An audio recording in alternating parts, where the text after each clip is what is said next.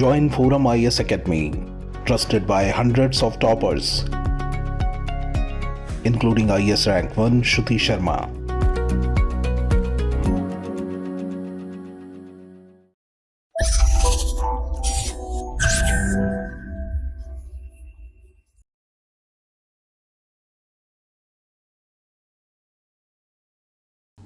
Good evening, aspirants. Welcome to the Hindu news analysis discussion brought to you by ForumIAS for the date 31st of August 2023. These are the list of news articles for today's discussion. We will be covering 5 topics from governance, international relations, agriculture, science and technology, and a topic from environment. Alongside this, we will also be covering 2 previous year prelims questions at the end of the discussion. So with this straight away, let us move to our first article of the day. First article, Karnataka starts releasing water on CWMA directives.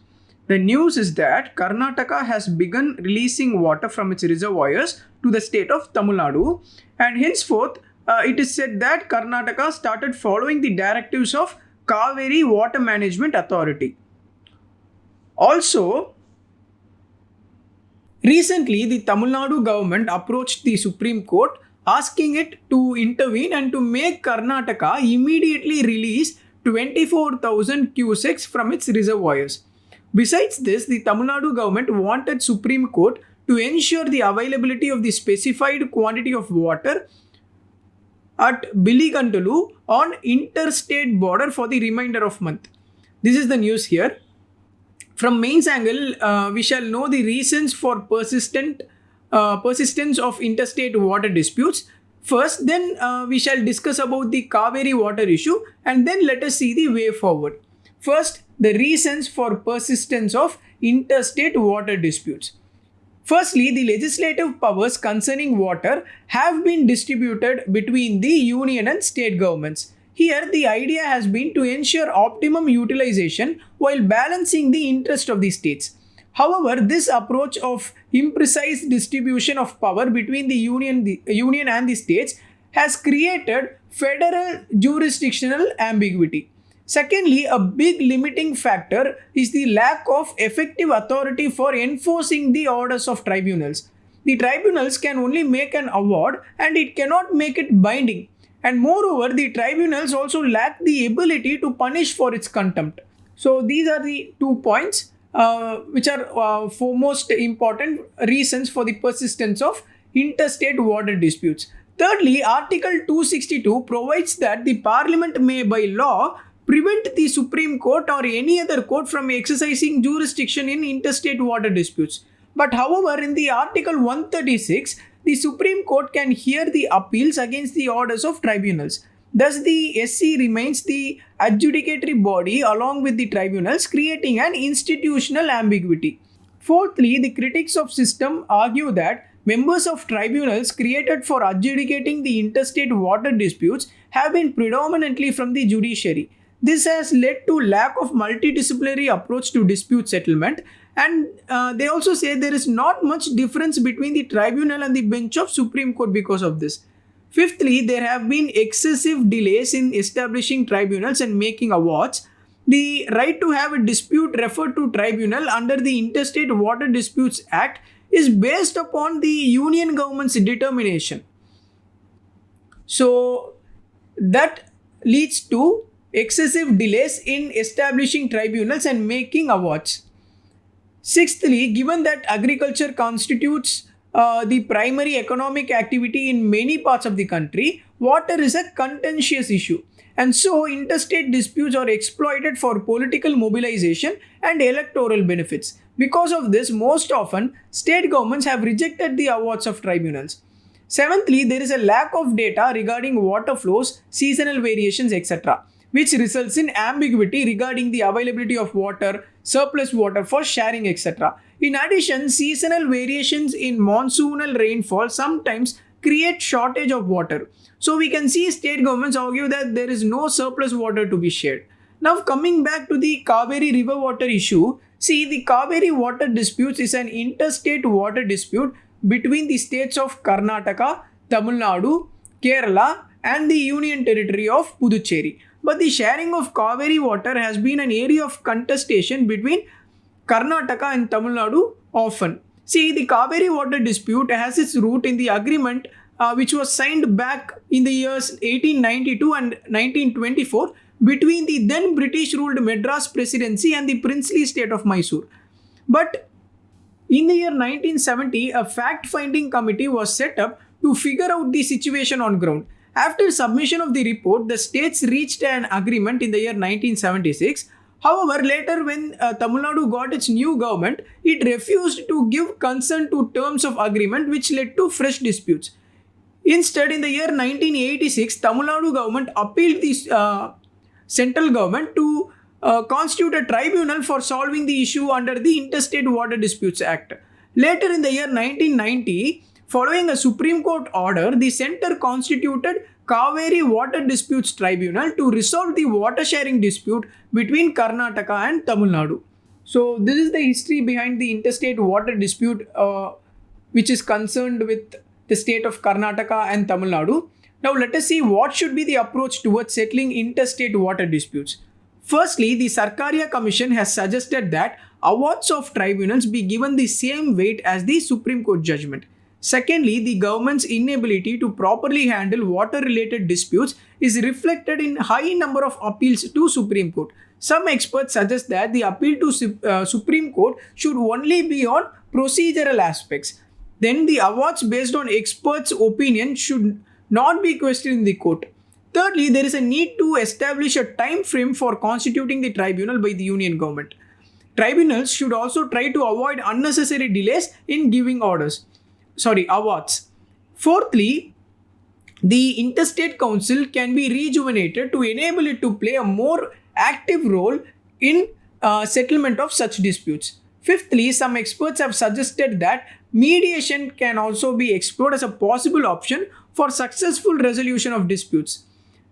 Then the final point is that the infrastructure should be created for better collection of data related to interstate river basins, because better data will provide clear picture regarding the availability of water, seasonal variation, and help in equitable distribution of water among states. As a conclusion, we can say the pressures of climate change become evident through water stress in various regions. So it becomes imperative that such disputes are settled in order to ensure optimal use of nation's water resources. So that is all about the article. So from this article, we saw about the reasons for persistence of interstate water disputes and the prevailing water dispute between the state of Karnataka and Tamil Nadu over Kaveri River, and then the way forward to deal with this. Second topic, cross the borders in Indus Water Treaty.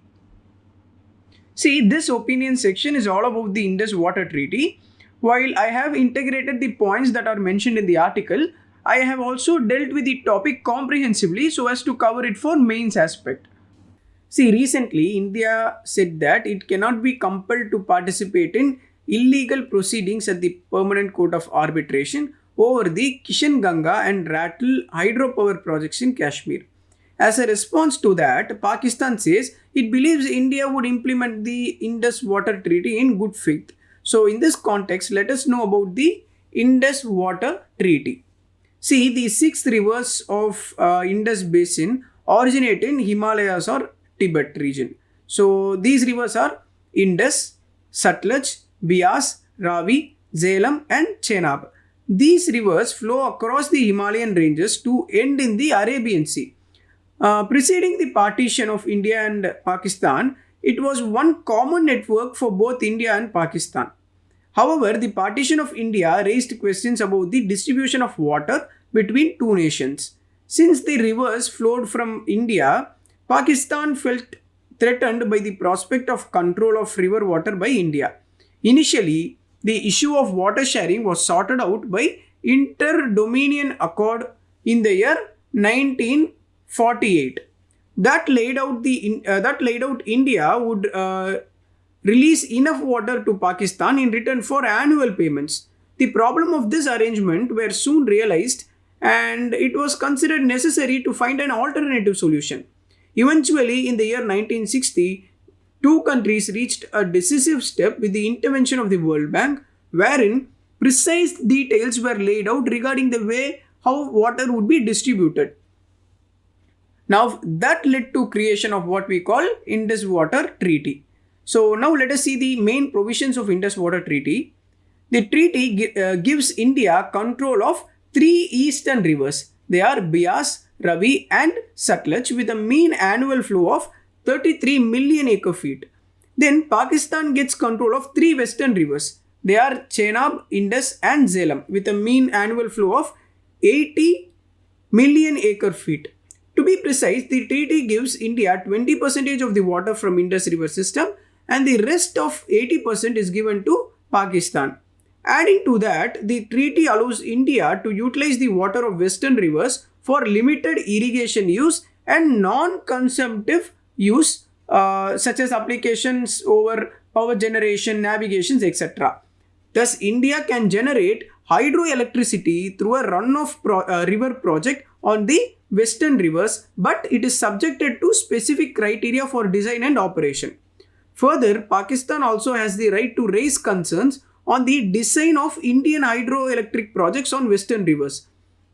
And moreover, the treaty allowed India to have a minimum storage level on the western rivers, meaning it can store up to 3.75 million acre feet of water for conservation and flood storage purposes.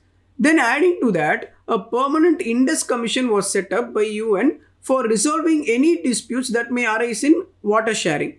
The functions of the commission include serving as a forum for exchange of information on rivers, for continued cooperation and a first stop for resolution of conflicts.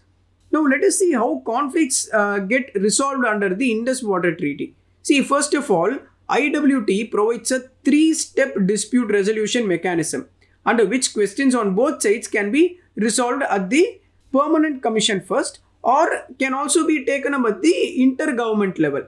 In case of unresolved questions between the countries on water sharing, either side can approach the World Bank to appoint a neutral expert to come to a decision. And eventually, if either party is not satisfied with this neutral expert, then matter can be referred to a court of arbitration.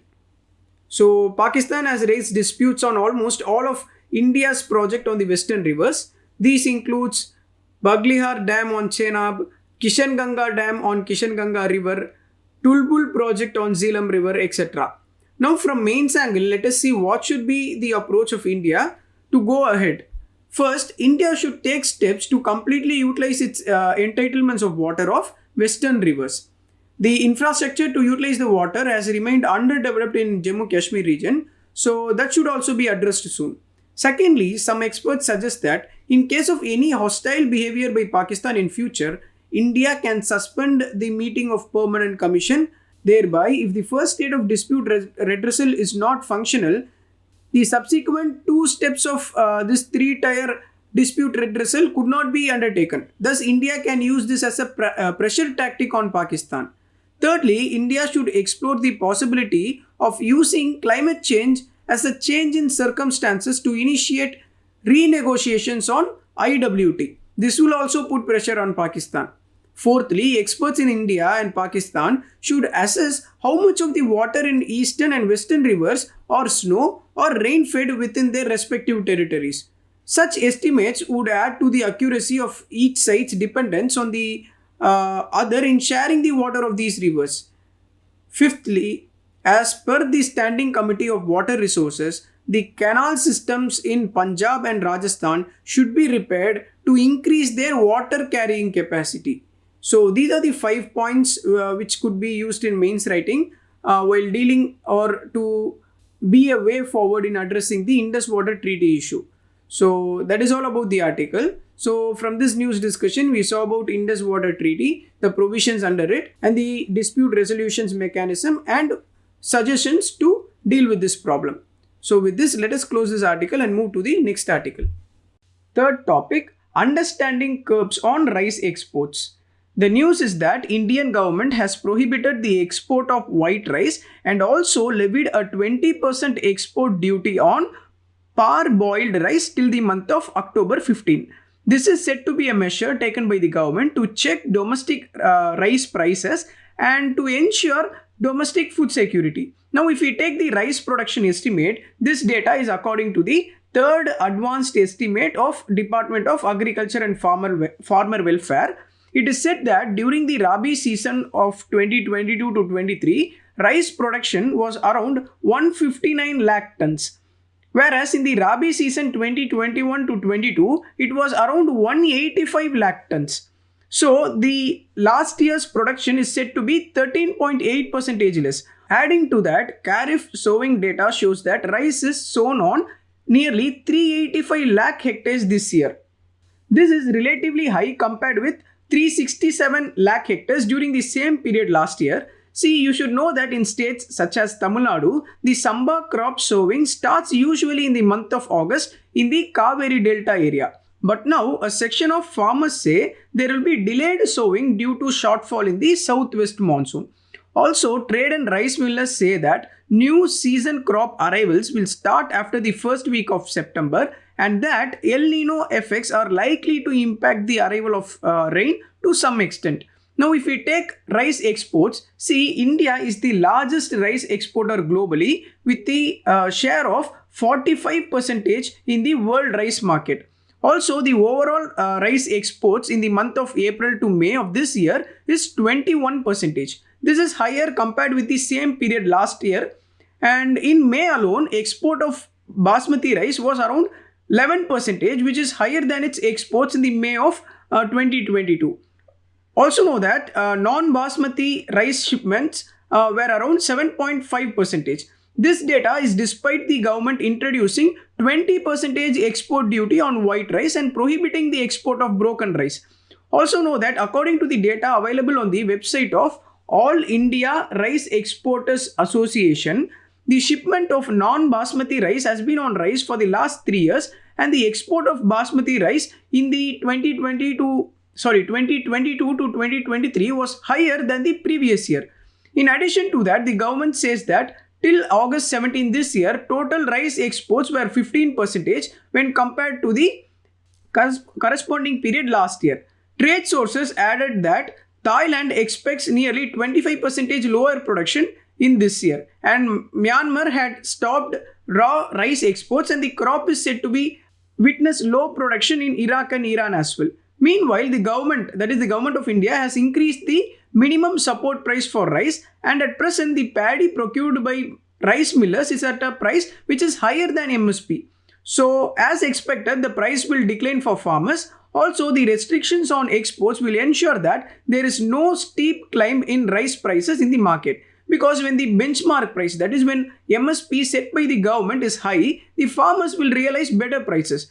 For domestic consumers, though there is a slight increase in rice prices at present, but in long run, prices are not expected to rise because the availability is secured. So that is all about the news. Here the crux of the article is that government has taken certain foreign policy decisions in order to ensure food security by creating an adequate supply of rice to the domestic market. So with this, let us close this topic and move to the fourth topic. Fourth topic, smooth operation of LAM critical to Aditya L1's success. The news reports that liquid apogee motor, which is shortly mentioned as LAM, will have a critical role to play in the upcoming Aditya L1 mission of ISRO. So in this context, let us know about Aditya L1 mission from exam point of view. See, ISRO has announced that Aditya L1 mission, which will be India's first space-based observatory to study the moon, to be launched on September 2 from Sriharikota. Know that it is scheduled to be launched aboard a Polar satellite launch vehicle. The L1 in Aditya mission stands for Lagrange point 1, which is here. You can see from the diagram here. So first, let us know about what is a Lagrange point. See, there are 5 Lagrange points, that is L1 to L5. They are located between any two celestial bodies. These points can act as parking spots in space where the gravitational pull of the celestial bodies equals the centripetal force required to keep a satellite in the orbit. This means that satellites placed at Lagrange point do not need to spend a lot of fuel to remain in that position. Aditya L1 shall be placed at L1 Lagrange point. Here, a satellite placed in the halo orbit around the L1 point has the major advantage of continuously viewing the sun without any eclipses. Thereby, this will provide a greater advantage of observing the solar activity and its effect on space weather in real time. So that is the significance of placing the satellite in the L1 Lagrange point. Now let us know what are the payloads of Aditya L1 mission. See, the spacecraft carries 7 payloads to observe the photosphere region, chromosphere and outermost layers of the sun using electromagnetic and particle magnetic field detectors. But why should we study the sun? See, firstly, the sun is our closest star, allowing for detailed examination. This research not only enhances our knowledge of the sun but also sheds light on other stars. Secondly, while the sun sustains life on Earth, it also produces explosive events that can harm satellites and communication systems. So, monitoring the sun can offer early warnings for such disruptions. Thirdly, the sun exhibits extreme thermal and magnetic phenomena that serves as a natural laboratory for scientific exploration. And moreover, these phenomena can't be adequately studied in a controlled lab environment. Lastly, it is important to study the sun from space because the Earth's atmosphere and the magnetic field acts as a protective shield that blocks our harmful radiation such as UV light. This means studying the sun from the Earth can't provide a complete picture. Now, coming back to Aditya L1 mission, if we take the objectives of it, the first one objective of Aditya L1 is that it provides dynamics of solar atmosphere. One of the primary goal of the mission is to study the dynamics of solar atmosphere, including the chromosphere and corona. By observing these regions, scientists hope to gain insights into the process involved in coronal heating, coronal mass ejections and solar flares. Second objective is understanding coronal heating.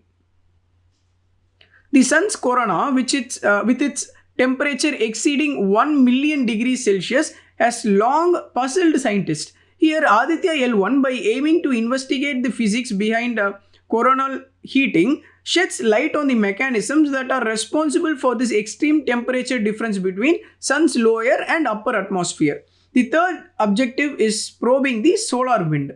The solar wind, which is a stream of charged particles emitted by the sun, plays a crucial role in space weather and impacts Earth's environment. And Aditya L1, through its operation, will provide insight to observations of the solar wind, contributing to our understanding of its composition, dynamics and origin. Then see, coronal mass ejections or colossal eruptions of plasma and magnetic field from the sun's corona.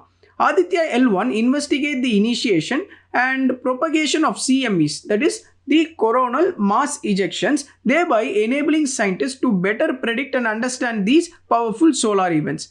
Then the mission will focus on studying the magnetic field topology and variations in the solar corona, because accurate measurements of the magnetic field strength and structure are essential for understanding the sun's influence on space weather.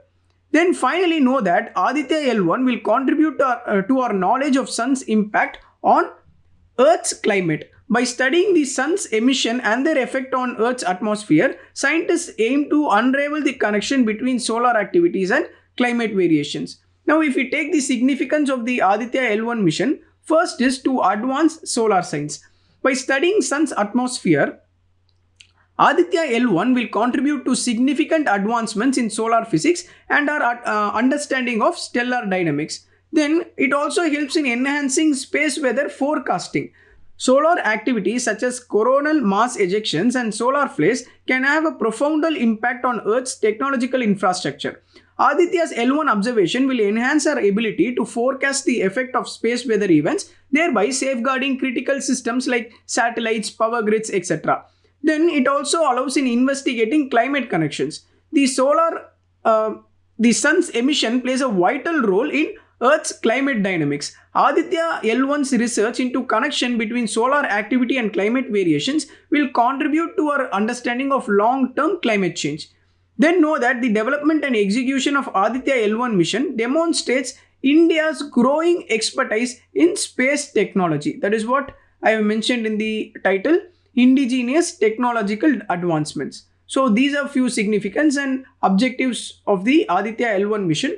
So that is all about the article. With this, let us close this news article and move to the next topic. Fifth topic, Green Court directs BRO to plant 10,000 trees in Uttarakhand in a month. The news is that the National Green Tribunal has directed the Border Roads Organization to plant at least 10,000 trees in the state of Uttarakhand as part of compensatory tree plantation. So from this news, let us know about NGT from prelims angle. See, NGT constituted a panel in the wake of Joshimath land subsidence crisis, and the panel was appointed to study the carrying capacity of Mussoorie. Now, the recent news is that the panel has recommended regulating heavy tourist influx in Mussoorie and charging the visitors and using that fund for managing waste and cleanliness in the town. So, from this news, let us know about NGT from prelims angle. See, the National Green Tribunal came into existence in the year 2010 under the National Green Tribunal Act of 2010. This act provides for effective and expeditious disposal of cases relating to environmental protection and conservation of forest and other natural resources. Know that the tribunal is guided by the principle of natural justice and they are not bound by the code of civil procedure and all. Then the tribunal is mandated to dispose of applications or appeals within the 6-month time period. If we take the composition, the tribunal consists of chairperson, judicial members and expert members also. They shall hold office for a period of 5 years and know that they are not eligible for any reappointment. Another matter of fact is that the chairperson is appointed by the central government in consultation with the Chief Justice of India, while the judicial member are appointed on recommendation of the selection committee. Now, if we take the qualifications, the chairperson is a person who is or has been the judge of Supreme Court, or they should have been the Chief Justice of High Court. Then in case of judicial member, the qualification is that a person who is or has been the judge of High Court. Then if we take the expert member, the qualification and experience in relevant scientific, technological field or practical experience in dealing with the environmental matters is the qualification. And now if we take the jurisdiction, the NGT deals with civil cases under the 7 laws related to environment. The first is the Water Act of 1974, the Water Cess Act of 1977, the Forest Conservation Act of 1980, Fourth Act is the Air Act of 1981, then Environment Act 1986, then the Public Liability Insurance Act, then finally the Biological Diversity Act of 2002. But note that the Wildlife Protection Act of 1972 and the Scheduled Tribes and Traditional Forest Dwellers Act, which is also known as Forest Rights Act, have been kept out of NGT's jurisdiction. I am telling it again, the Wildlife Protection Act and the Forest Rights Act of 2006 does not come under the NGT's jurisdiction. So that is all about the topic here. So from this topic, we saw about the NGT from prelims angle and also regarding its jurisdiction. So with this, let us close this news article here. So today we will be covering 2 previous year prelims questions which are taken from the year 2022. Let us consider the first question. With reference to the expenditure made by an organization or a company, which of the following statement is or are correct? The first statement says acquiring new technology is a capital expenditure. Second statement, debt financing is considered capital expenditure while equity financing is considered revenue expenditure. Select the correct answer using the code given below. The options given are option A 1 only, option B 2 only, option C both 1 and 2, option D neither 1 or 2. See, capital expenditures are funds that are used by the company either to acquire or upgrade physical assets like properties, plants, buildings or technology. So the first statement which says acquiring new technology is a capital expenditure is the correct statement. Now if we consider the second statement, know that debt financing occurs when company borrows money to be paid back at a future date with interest. And it could be either through selling fixed income products like bonds, bills or notes. But however, both the debt financing and equity financing are considered as a part of capital receipts of the company. So this statement is wrong because Equity financing is also a capital expenditure only. So the answer for this question is option A, 1 only. Second question, consider the following statements. 1. Attorney General of India and Solicitor General of India are the only officers of government who are allowed to participate in the meetings of the Parliament of India. Second statement, according to the Constitution of India, the Attorney General of India submits his resignation when the government which appoints him resigns. Which of these statements given above is or are correct? The options given are option A, 1 only, option B, 2 only, option C, both 1 and 2, option D, neither 1 nor 2. See, the first statement is wrong because Article 76 of the Constitution provides for the office of Attorney General of India and says he is the highest law officer in the country.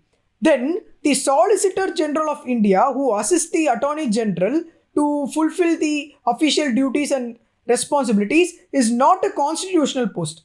And know that only the Attorney General has the right to participate in the meeting of the Parliament of India. So Solicitor General of India does not have such powers. So first statement is wrong. Then if we take the second statement, the term of office of Attorney General is not fixed by the government, by the Constitution. And further, the Constitution does not contain any procedure and grounds for the removal of Attorney General. So the Attorney General holds office during the pleasure of the President only. This means the President can remove the Attorney General at any time, and the Attorney General also quits his office by submitting the resignation to President. So the Constitution does not provide or prescribe any manner when the Attorney General has to resign. So this statement is also wrong. But know that conventionally the Attorney General resigns when the government which appoints him resigns or is replaced. So the answer for this question is option D, neither 1 nor 2. With this, we have come to the end of the news articles discussion. Let us wind up our discussion here. If you like the way I am teaching and if you can understand the concepts well, please give a like, share, subscribe and comment to the video below, and subscribe to ForumIAS Academy in various social media platforms for further update. Thank you for listening.